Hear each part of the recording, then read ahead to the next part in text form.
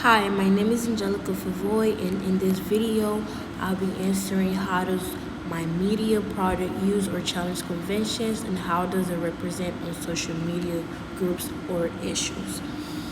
To begin, I selected the track and field genre for my media portfolio project. Throughout my research of magazines like Track and Field News, I found that a bald, dominant masthead is conventional.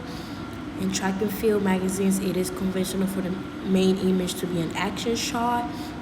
One way my magazine project uses conventions is by featuring a large, powerful photo of an athlete in the starting blocks to grab the reader's attention. My project challenges conventions by focusing on the mental side and different techniques of the sport, while many sports magazine focuses on only the physical results. My double page spread, which you will see a few slides later, includes a section taking care of your mind, which highlights that a healthy mind is the secret to a fast race. As you can see, I follow conventions and my main cover by including a main image, which is really important, cover lines, which is important also because it grabs the reader's attention right away, a bold masthead, which is very, very important because that's basically the main idea of the cover. It's usually in bold colors. A dateline is also really important, a lit article, and yeah. In my table of contents, I included main images, secondary images, a pull quote, and a few known athletes that would definitely grab readers' attention right away. I also included the page number, the title of the magazine, and yeah. And my lit article spread, I included, which it mostly contains a main image, some secondary images, captions, and a pull quote, which is really important also.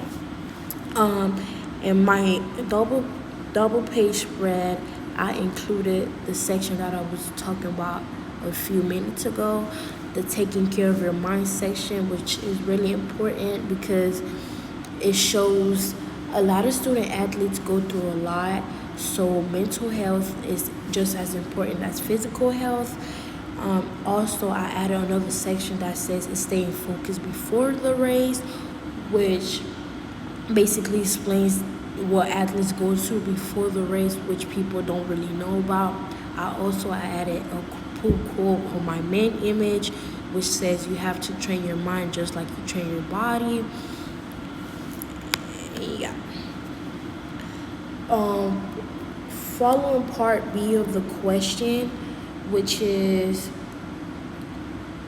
how does it represent social media groups or issue? My magazine mostly follows conventional representation of techniques, athletes' mental health, psychological aspects of athletic performance, and other related topics.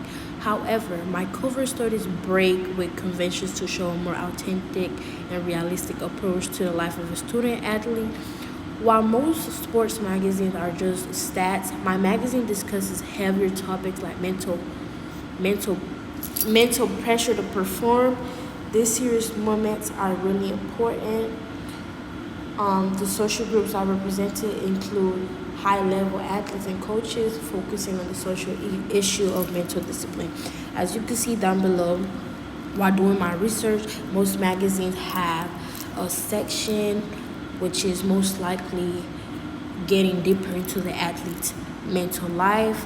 And you can see 3 images down below, which is approaching greatness, which is basically about a coach's section, and then inner strength, which is developing athletic self-confidence. It goes deeper into that.